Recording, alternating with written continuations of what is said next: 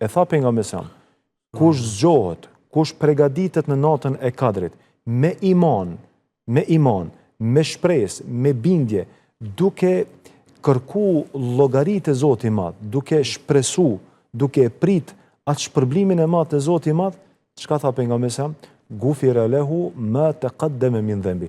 Do t'i falen gjitha gjunat. Domethënë do të amnestohesh nga gjitha gjunat. E kush prej neve jemi të pastër prej gjunave? Gjithë jemi gjunaqar, sepse jemi njerëz. Ne nuk ka mundësi ta arrijmë atë gradën e melajkeve, se jemi qenje e veçantë, jemi qenje unike që duhet të mbesim në qenjen tonë njerëzore dhe kemi të pamundur, domethënë të mbrim në qenjen e melaçeve, të jemi të pagabueshëm.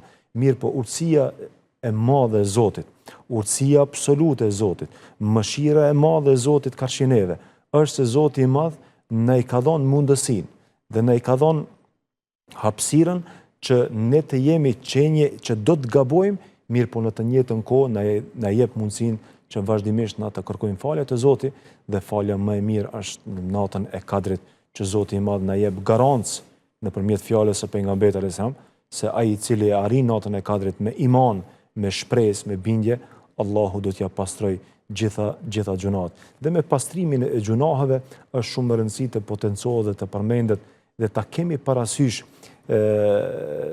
pse dëshirojmë që Zoti i Madh na i fal gjunahet. Duhet këtu të ndalim me vetveten, të mos jetë pastrimi i gjunaheve në kontekstin negativ, që të na i fal Zoti gjunahet e përsëri na të vazhdojmë me gjunahet. Jo, ne duhet që t'i lutemi Zotit Allahu të na i fal gjunahet dhe të na jep mundësinë dhe fuqinë që ne të kemi atë mundësi dhe fuqi që ta zvoglojmë guximin për të bërë gjunahe. Se na përsëri do të bëjmë gjunahe.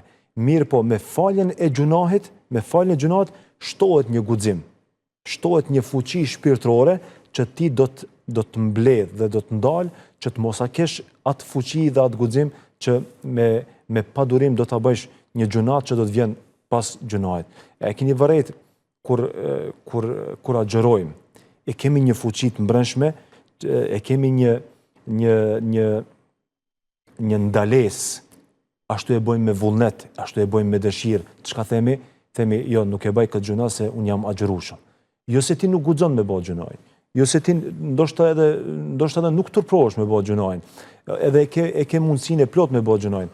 Por ajo kënaqësia shpirtërore, ai motivi, domethënë i imanit, domethënë ta jep atë kënaqësi për mos me bëj gjuna, më shumë se sa kënaqësinë që kur je duke e bëj gjunajin. Domethënë kjo është ajo filozofia pse na kërkojmë te Zoti i Madh që të na pastron prej gjunave, se njeriu kur pastrohet nga gjunave, i jepet mundësia që ai t'i ketë ato ndjenjat e tij njerëzore. Që më së shumti të kënaqet kur ai gjuna dhe s'ban mëkat, sesa të kënaqet kur ai ban gjuna. Edhe kjo është fakt, domethënë se njeriu që është me full gjunahe, ai nuk ngopet asnjëherë prej gjunave.